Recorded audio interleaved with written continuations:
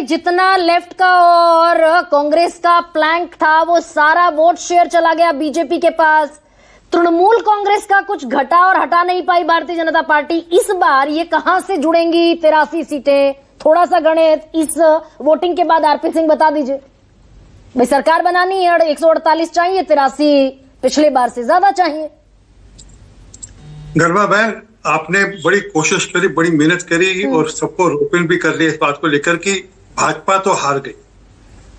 आपने बड़ी अच्छी मेहनत करी, मैं देख रहा था। मेरी शुभकामनाएं आपको, मेरी शुभकामनाएं। आप जीतिए, बंगाल जीतिए, देश जीतिए। टीएमसी के प्रवक्ता को बेट वो जो मर्जी बोलते रहे फजूल, आपने बिल्कुल नहीं टोका उनको। एक बार नहीं टोका, हिम्मत भी नहीं करी उनको टोकने की, क्योंकि उनकी सरकार बनवानी है आपने। मुझे तो अपनी बात कहने दीजिए ना। ये व्यक्तिगत आरोपों को थोड़ा सा व्यक्तिगत आरोपों को कम कर। ये जो आपके लोग देख रहे हैं, जो आपके व्यूअर्स हैं, सब समझ रहे हैं। ये थोड़ा कि मैं बता रहा हूँ, मैं तो सिर्फ उसको एनालाइज करके अपना पॉइंट ऑफ व्यू दे रहा हूँ। व्यक्तिगत क्या है इसमें? मैं तो कोई आपसे निजी नहीं है। आपका अपनी एक लाइन हो सकती है, मैं उसको रोक छोड़ सकता हूँ आपकी लाइन को। आपको दिक्कत हो गई ना, आपको दिक्कत हो गई तो आरपी सिंह बड़े भाई, मैंने जो जायज सवाल पूछा कि 83 सीटें भारतीय जनता पार्टी को ज्यादा चाहिए। अब अगर आप में थोड़ी सी इस बात को सुनने की शक्ति और क्षमता है तो बता दीजिए कि 83 सीटें कहां से मिलेंगी? आज राहुल गांधी ने गाड़ी में बैठ के इंटरव्यू दिया।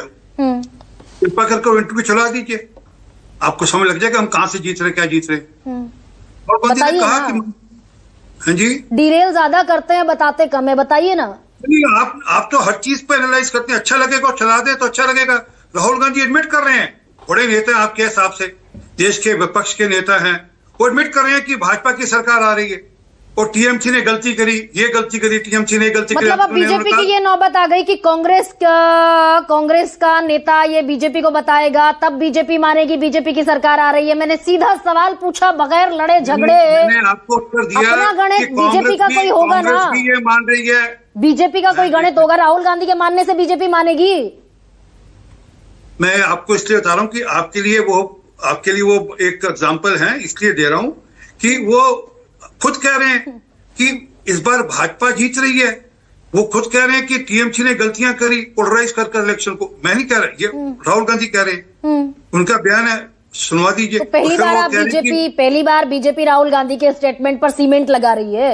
मतलब ये बात आरपी सिंह को नहीं पता, राहुल गांधी ने कह दिया तब पता चल रहा है। अरे इंडिया अलायंस का हिस्सा है ना वो विपक्ष, हालांकि यहाँ पे इलेक्शन भी लड़ रहे हैं, वो बाद में अपील भी करें कि अच्छा नहीं ये आप हमको वोट दीजिए, परंतु वो उनकी भी तो कुछ समझ होगी। परंतु जो मूल बात पे आते हैं, आपके गणित पे आते हैं। आपने कहा कि 152 सीटों में हम कितनी सीटें जीतेंगे। मैं आपके साथ 4 मई को बैठूंगा। इस 152 में से हम 100 से ऊपर सीटें जीत रहे हैं, हम जीत रहे हैं। और वह आपको जब बैठूंगा आपको एक एक सीट के एनालिसिस देकर रिजल्ट दे दूंगा जी। ये जो आप कह रहे हो हिंदू मुसलमान का इशू नहीं है, वहां पर इशू है भ्रष्टाचार का। वहां इशू है महिलाओं के साथ जो दुर्व्यवहार और दुष्कर्म किए जा रहे हैं, वो इशू है। वहां पर इशू है कि जो 50-50 करोड़ रुपया एक मंत्री के घर से पाया जाता है, वो इशू है। वहां पर अगर इशू है हिंदू मुसलमान का तो यह है कि टीएमसी के नेता एक नारेबाजी करते हैं कि हम यहाँ पे शरिया लागू करेंगे। ये तय करेंगे लोग कि यहाँ पर शरिया लागू होगा या अम्बेडकर जी का संविधान लागू होगा। ये इशू है वहां पर। वहां इशू है कि किस प्रकार से ममता बनर्जी भ्रष्टाचारियों को संरक्षण देती हैं, दुष्कर्मियों को संरक्षण देती हैं। ये बड़ा इशू है। अच्छा, सिर्फ वो फिर बहुत डेविएशन हो जाएगा, हम बंगाल से भटक जाएंगे। ये जो जितने अभी अजीत पवार नहीं है और जितने हसन मुशर्रफ से लेकर ये जितने भ्रष्टाचारी और जीतन राम मांझी बिहार में कहते हुए पाए गए कि सांसद निधि का इतने प्रतिशत तो घर में रखवा जाते हैं लोग। मानता नहीं है मेरा बेटा। अब अजीत पवार रहे नहीं, आप उन पर नहीं तो सीधे आ जाइए ना, फिर डिबेट पर आ जाइए सर।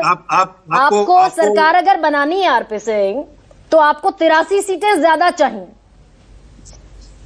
दूसरे चरण में 142 में से 123 ममता बनर्जी के पास थी। अच्छा, कैसे काम करिए ना, आपके यहाँ बाकी लोग हैं, जरा उनसे पूछ लीजिए कि एग्जिट पोल आ गया होगा उनके पास, आपको रिजल्ट दे देंगे। आपको आप डिक्लेयर मत करिएगा, आपको समझ लग जाएगा ना कुछ। ठीक है, थोड़ा सोच लीजिए। हम यहाँ पर 152 राहुल गांधी से पूछ लूं, एग्जिट पोल से पूछ लूं, ओपिनियन पोल से पूछ लूं, आलोक शर्मा